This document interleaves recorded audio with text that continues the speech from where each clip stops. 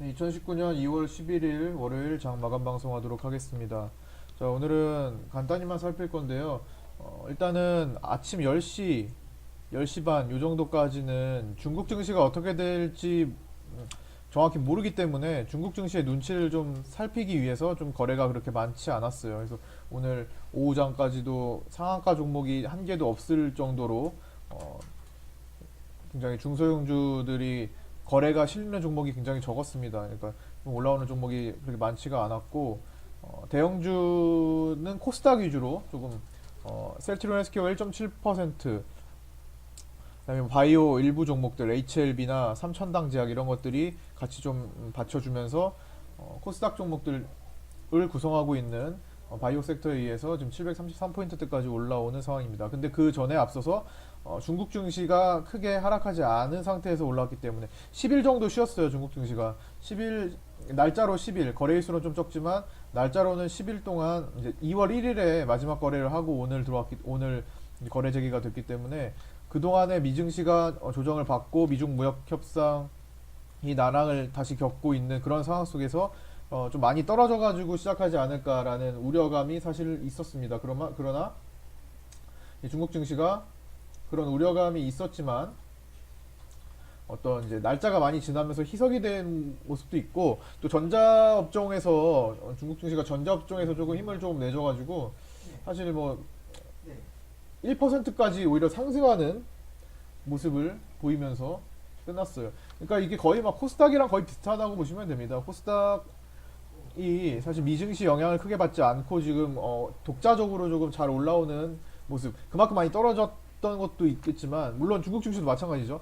그만큼 많이 떨어졌어요. 그렇기 때문에 사실 지금 미증시 조정에 크게 영향을 받지 않는 상황이 돼버린 겁니다. 그래서 약간 독립적으로 독립적으로 움직이지 않나 지금 싶고, 우리나라 코스닥도 마찬가지로 독자적으로 움직임을 보이고 있습니다. 그래서 일단은 중국 증시 따라서 같은 섹터가 우리나라 오늘 코스닥에서도 예를 들어서 뭐 5G나 AI 쪽으로 이쪽으로 지금 중국에서는 지금 이런 쪽이 강세를 보였거든요. 그래서 같이 이런 것들이 이제 분위기를 형성하게 됐습니다. 코스닥에서도. 그러니까 거의 우리나라는 이제 미국 증시보다 중국 증시의 동조화가 된 형상이 강해졌고, 또 이거 별도로 우리나라 독자적으로 좀 움직인다. 독자적으로. 독자성을 띈다라는 것도 좀 이제 생각을 해줘야 되고요. 다만 코스피는 조금 달라요. 코스피는 이거 전체적으로 지우는 게 한 방에 지우는 게 없나? 코스피는 조금 다른데 오늘 선물 지수가 사실 오전에 10시 50분까지 거의 추세를 이탈을 시켜 놓는 정도까지 갔었어요. 그러니까 여기 차트 보여드릴게요. 선물, 이거 겹쳐지는구나. 오늘 이거 처음 써보는데, 자, 선물 지수가 거의 추세를 꺾었다가 지금 다시 반등하고 다시 올려놓기 위한 흐름을 만들고 있거든요. 이것 따라 코스피가 같이 움직일 거예요. 코스닥은 좀 별도로 움직이더라도. 그래서 확실하게 이게 상단부로 들어오고 나서 코스피 쪽은 좀 생각을 해봐야 되고, 그때까지는 코스닥에 집중을 하셔야 됩니다. 물론 코스피 소형주는 상관이 없어요. 소형주는 코스닥에 추종을 하는 경우가 더 많고, 아예 그런 뭐 시장과 별도로 그냥 독자적으로 움직이는 경우가 더 많아서 어쨌든 지금 말씀드리는 거는 중형주급 이상에서 말씀드리는 겁니다. 그리고 무엇보다 더 중요한 거는 뭐 오늘 수급 뭐 특별한 거 없으니까 수급은 뭐 개인들이 매수 상태였고, 무엇보다 지금 현 시점에서 중요한 거는 위험 종목을 피하는 겁니다. 위험 종목을 피하는 거. 오늘 UID가 하한가에 갑자기 들어왔죠. 그 다음에 포스링크가 거래 정지가 됐어요. 그 다음에 이제 별도로 제가 또 굉장히 위험하다고 생각하는 종목이 이제 한류 AI 센터인데, 한류 AI 센터가 지금 오늘 7%대 하락을 하면서 이제 좀 있으면 뭐 터질 것 같아요. 이런 것들도 별도로 굉장히 위험하다고 생각하는 거의 탑 10에 지금 제가 선별해 있는 그런 종목입니다. 이런 것들 갖고 계시지 않으셨으면 좋겠어요. 이런 것들 빼시고 갑자기 뭔가 틀어져요. UID도 가만히 장중에 오늘 오전에 이거 지워야 되겠네. 그쵸? 이거를 지워야 보이는구나. 이거 한 번에 지우는 거 좀 찾아봐야겠네요.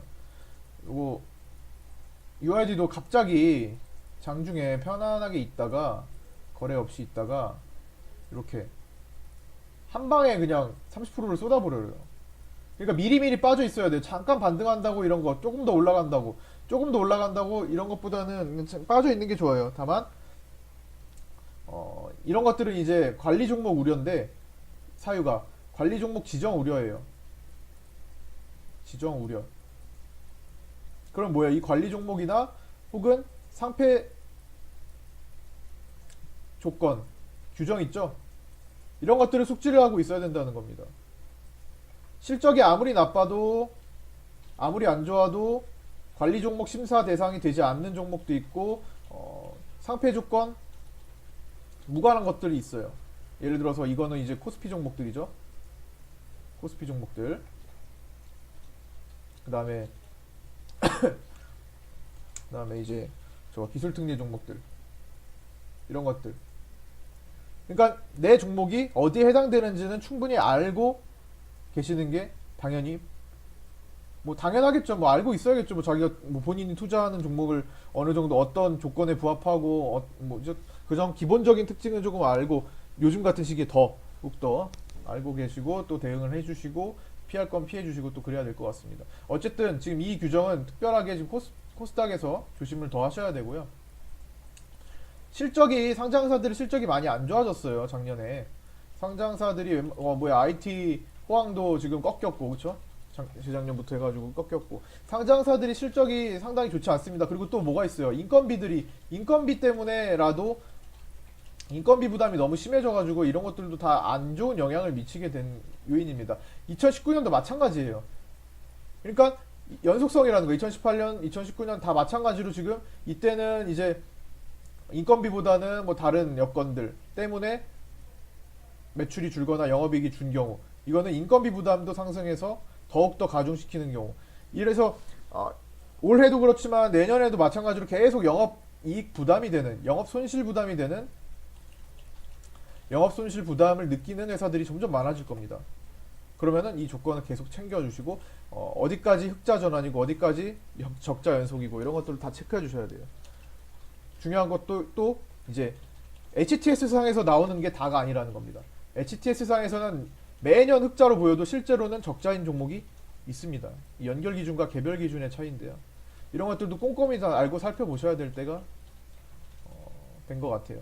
쉬운 상장, 쉬운 상패로 가고 있습니다. 트렌드가요. 작년에 무더기 상패 보셨죠? 올해도 마찬가지가 될 수가 있어요. 쉬운 상장, 쉬운 상패. 정말 조심하셔야 돼요. 대비하고 있어도 불안합니다. 솔직히. 왜? 개별적인 회사 내부 규정들, 내부 회계 관리제도 비적정 이런 것들 갑자기 모르는 사이에 터져버릴 수가 있거든요. 그러나 대응이 가능하고 준비가 가능한 것들은 일단 피해 두셔야 될 것 같아요. 쉬운 상장, 쉬운 상패로 가고 있기 때문에. 상장 작년에 굉장히 많았어요.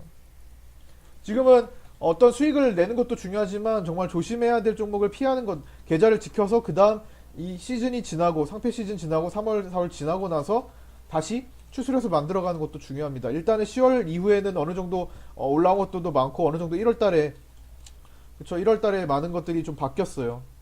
그래서 3개월 정도가 지나서 이제는 상패 시즌도 요거 딱 넘기고 그 다음에 이제 2분기 준비하는 이런 단계를 밟아가는 그런 매매를 천천히 했으면 좋겠습니다.